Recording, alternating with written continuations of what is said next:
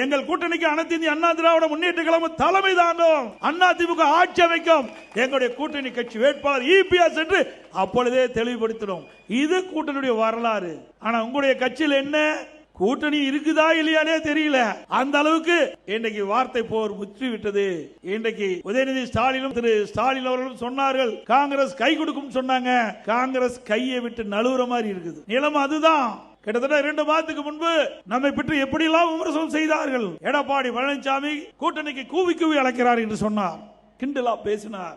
ஸ்டாலின் அவர்களே, நான் ஏற்கனவே சொன்னேன், தேர்தலுக்கு 1 மாதத்துக்கு முன்புதான் நாங்கள் கூட்டணி பேச்சுவார்த்தையை நாங்கள் துவங்குவோம் என்று சொல்லுவோம். 2019 அப்படித்தான் தொடங்கினோம், 2021 அப்படித்தான் தொடங்கினோம், 2024 அப்படித்தான் கூட்டணி பேச்சுவார்த்தையை தொடங்கினோம்.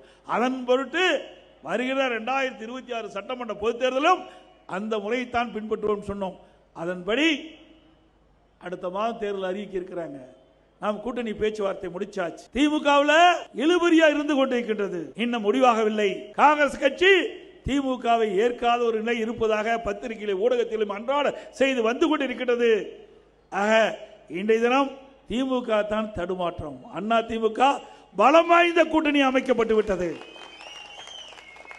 நம்முடைய கூட்டணியிலே அனைத்து இந்திய அண்ணா திராவிட முன்னேற்ற கழகம் கூட்டணிக்கு தலைமை தாங்கின்றது. பாரதிய ஜனதா கட்சி இருக்குது, பாட்டாளி மக்கள் கட்சி இருக்குது, அம்மாள் மக்கள் முன்னேற்ற கழகம் இருக்குது, ஐஜேகே இருக்குது, தமிழ் மாநில காங்கிரஸ் இருக்குது, ஏசி சண்முகம் கட்சி இருக்குது, இன்னும் பல கட்சிகள் நம்மோடு இருக்கின்றன.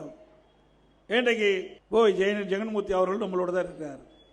இன்னும் பல கட்சிகள் நமக்கு ஆதரவு கொடுக்கிறது. இன்னும் சில கட்சிகள் வர இருக்கின்றன. இன்றைய மக்கள் என்ன எதிர்பார்க்கிறாங்க? திமுக ஆட்சி எப்பொழுது வீட்டுக்கு அனுப்புவோம், எப்பொழுது தேர்தல் என்று எதிர்நோக்கி கொண்டிருக்கின்றார்கள்.